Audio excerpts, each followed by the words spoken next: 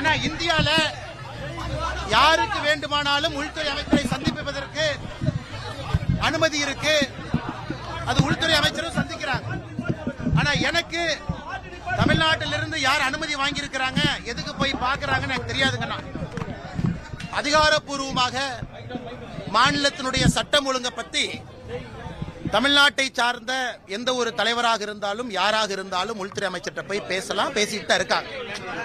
அரசியல் ரீதியாக இந்த நேரத்தில் எதையும் முடிச்சு போட்டு நீங்க கேள்வி கேட்டீங்கன்னா நான் பதில் சொல்லக்கூடிய நிலைமையில நான் இல்லைங்கய்யா. அதனால் நான் திரும்ப திரும்ப சொல்லுவது, உள்துறை அமைச்சர் அதிகாரப்பூர்வமாக யாரோ சந்திக்கிறாங்க, தலைவர்கள் சந்திக்கிறாங்க, இந்த கட்சியிலிருந்து போறாங்கன்னு நீங்க கேட்கறீங்க. நான் சொல்வது எல்லோருக்கும் உரிமை இருக்கு. உள்துறை அமைச்சரை நேரம் கேட்டா கொடுக்கறாங்க, பாக்குறாங்க. ஒருவேளை சந்திப்பு நடந்த பிறகு ஸ்பெசிபிக்கா ஒரு கேள்வி கேட்டீங்கன்னா நான் பதில் சொல்றேன். ஆனா இன்னைக்கு நான் சொன்னா அது தவறா போயிடும். யாருமே முடிச்சு போடல.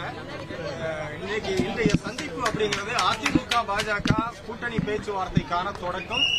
இன்னும் விரைவில் 10 நாட்களுக்குள் அதற்கான அறிவிப்பும் வெளியாகும்னு நம்ப தகுந்த வட்டார செய்திகள் வெளிவருது. அண்ணே, ஜெர்னலிஸ்ட் நண்பர் அண்ணனுடைய அறிவை நான் இங்க பரிசோதிக்கல. ஆனா நான் கட்சியின் சார்பாக அதிகாரப்பூர்வமாக ஒரு விஷயத்தை நான் சொல்லணும் அப்படின்னா அந்த நேரத்தில் நான் சொல்றேங்கன்னா, இன்னைக்கு நான் எந்த ஒரு சந்திப்பையும் எதையும் முடிச்சு போட்டு ஒரு கணக்கு போட்டு நான் சொல்ல மாட்டேன். அதிகாரப்பூர்வமாக உள்துறை அமைச்சரை யாரு வேண்டுமானாலும் சந்திக்கலாம். ஒரு மாநிலத்தினுடைய எதிர்க்கட்சி தலைவர் நேரம் கேட்கிறாங்க, சட்டம் ஒழுங்கை பத்தி பேசணும், நேரம் கொடுப்பாங்க, பேசலாம். அரசியல் கணக்கு எதுவும் இல்லை. எங்களுடைய நோக்கம் அது இல்ல. பாரதிய ஜனதா கட்சி தமிழகத்தில் சிறப்பாக தேசிய ஜனநாயக கூட்டணி வளர்ந்து கொண்டு வருகிறது. எல்லோருடைய நோக்கமும் திராவிட முன்னேற்ற கழகம் ஆட்சியிலிருந்து அகற்றப்பட வேண்டும் என்று எல்லாரும் விரும்புறோம். அது ஒற்றை கோட்டுல நம்ம தேசிய ஜனநாயக கூட்டணியுடைய தலைவர்கள் நீங்க பாத்தீங்க, எல்லோரும் ஒரே மேடையில் இன்னைக்கு இருக்கிறாங்க. தேசிய ஜனநாயக கூட்டணியில யாரு வேண்டுமானாலும் இணையலாம். நம்ம யாரையும் வேண்டான்னு சொல்ல போறதில்லை. அதிகாரப்பூர்வமாக உள்துறை அமைச்சரை யார் வேண்டுமானாலும் சந்திக்கலாம். அவர்களையும் உள்துறை அமைச்சர் வேண்டாம் என்று சொல்ல போவதில்லை. அரசியல் சதுரங்கத்தில் காய்கள் எந்த பக்கம் வேண்டுமானாலும் எப்போது வேண்டுமானாலும் நகரலாம் அல்லது நகர்த்தப்படலாம் அப்படியா? அண்ணா, இப்பதான் நீங்க ஸ்டேஜில் பாத்தீங்க, நம்முடைய தேசிய ஜனநாயக கூட்டணியினுடைய எல்லா தலைவர்களும் அல்லது வர முடியாத தலைவர்கள் அவருடைய பிரதிநிதிகளை அனுப்பி இருக்கிறாங்க. ஒரே மேடையில் மிக அற்புதமாக ரமலான் நோன்பு திறப்பு விழாவை பாரதிய ஜனதா கட்சி இங்கே நடத்தி காட்டியிருக்கின்றோம். இஸ்லாமிய சொந்தங்களோடு எப்பொழுதும் பாரதிய ஜனதா கட்சி இருக்கும் என்பதை நாம தொடர்ந்து உணர்த்தி கொண்டிருக்கின்றோம். இப்ப இந்த நோன்பு விழாவை பார்த்து நம்முடைய முதலமைச்சர் அவர்கள் மாண்புமிகு ஐயா மு.க. ஸ்டாலின் ஐயா பொறாமப்படுற அளவுக்கு இந்த விழா நடந்திருக்கு. அது எப்படி பிஜேபி நடத்தலாம்? இதனை முதலமைச்சர் பேசுற வேலையா? நீங்க நடத்துறீங்க, நாங்கள் நடத்துறோம். எங்களுடைய கட்சியில இஸ்லாமிய சொந்தங்கள் இருக்கிறாங்க. இஸ்லாமிய சொந்தங்கள் எங்க கட்சியை வழி நடத்துறாங்க. அப்படி இருக்கும் பொழுது திமுகவுக்கு யாராவது பட்டா போட்டு கொடுத்திருக்காங்களா? தமிழ்நாட்டில் இஸ்லாமிய சொந்தங்களுக்கு நோன்பு திறப்பு விழா திமுக மட்டும்தான் நடத்தணும்னு ரெஜிஸ்டர் ஆபீஸ்ல பத்திரம் போட்டு ஐயா மு.க. ஸ்டாலின் அவர்கள் அறிவாலயத்தில் ஒட்டி வச்சிருக்காங்கன்னா இதெல்லாம் அவருடைய வைத்தறிச்சலை காட்டுது. இஸ்லாமிய சொந்தங்கள் இன்னைக்கு ஐயா மோடி அவர்களுடைய தலைமை ஏத்துக்கிட்டாங்க. மோடி அவர்கள் செய்திருக்கக்கூடிய வேலைகளை பார்க்கறாங்க. இதையெல்லாம் பார்த்து தமிழகத்தினுடைய முதலமைச்சர் ஐயா ஸ்டாலின் அவர்கள் பொறாமப்படுறாங்க. இப்போ நாங்க பேட்டி கேட்கும் போது கூட திரு டிடிவி தினகரன், திரு ஓபிஎஸ் 2 பேருமே என்ன சொன்னாங்க அப்படின்னா, அதிமுகவினுடைய அனைத்து அணிகளும் ஒன்றாக இணைய வேண்டுமா அப்படின்னு கேட்டீங்க.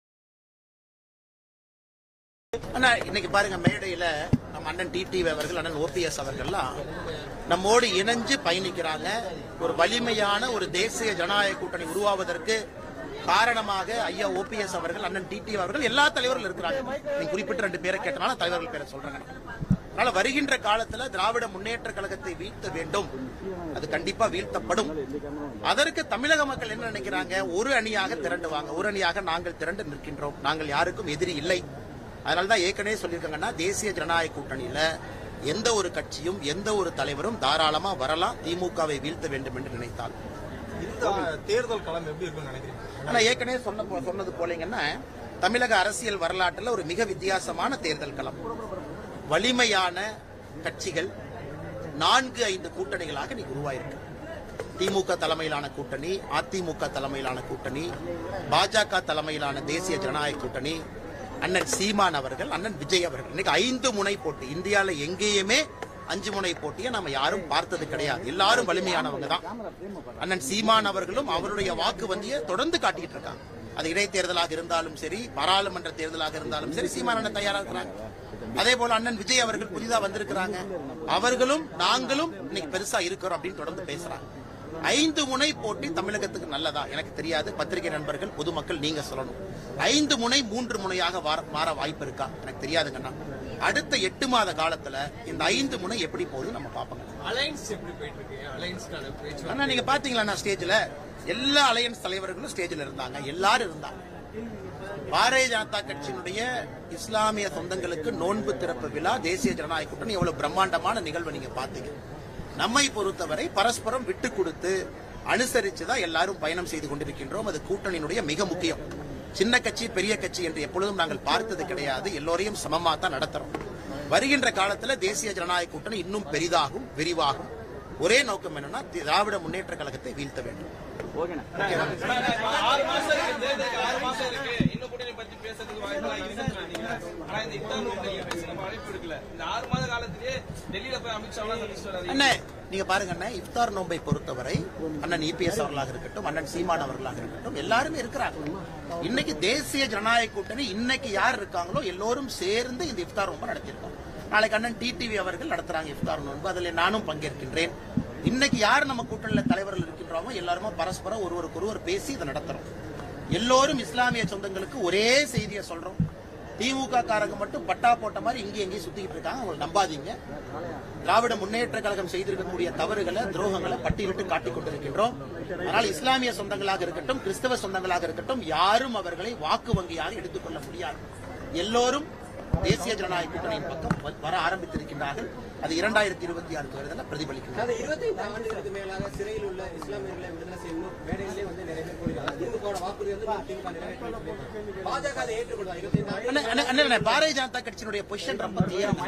நாங்க எந்த ஒரு குற்றவாளி சிறை தண்டனை பெற்றவரை எப்பொழுதுமே மதத்தின் அடிப்படையில் இந்து, முஸ்லீம், கிறிஸ்டியன் நம்ம பார்க்கலாம்.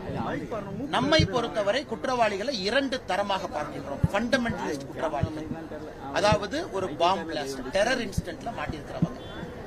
எத்தனையோ இஸ்லாமிய சொந்தங்கள் வேறு வேறு கேஸ்ல லைஃப் இம்ப்ரிசன்மெண்ட்ல இருக்கிறாங்க. அவர்களுக்கு ஒரு மானசீக முறையில அவர்களுக்கு நல்ல ஒரு விஷயம் நடக்க வேண்டும் நினைக்கிறோம். 14 வருஷம் ஆயிடுச்சு, சிறையில வச்சிருக்கணுமா? எங்களை பொறுத்தவரை மதத்தின் அடிப்படையில பார்க்காம ஃபண்டமெண்டலிஸ்ட் டெரர் இன்சிடென்ட் தான் பார்க்கிறோம்.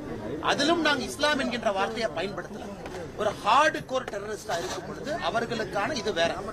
அதே போல ஒரு நார்மல் கிரைம்ல ஒருத்தவங்க இருக்காங்க, மதத்தின் அடிப்படையை சொல்ல அதற்கான சட்டம் வேற. அதன் அடிப்படையில தான் எல்லா தலைவர்களும் பேசிக் கொண்டிருக்கிறாங்க. நீங்க எல்லாம்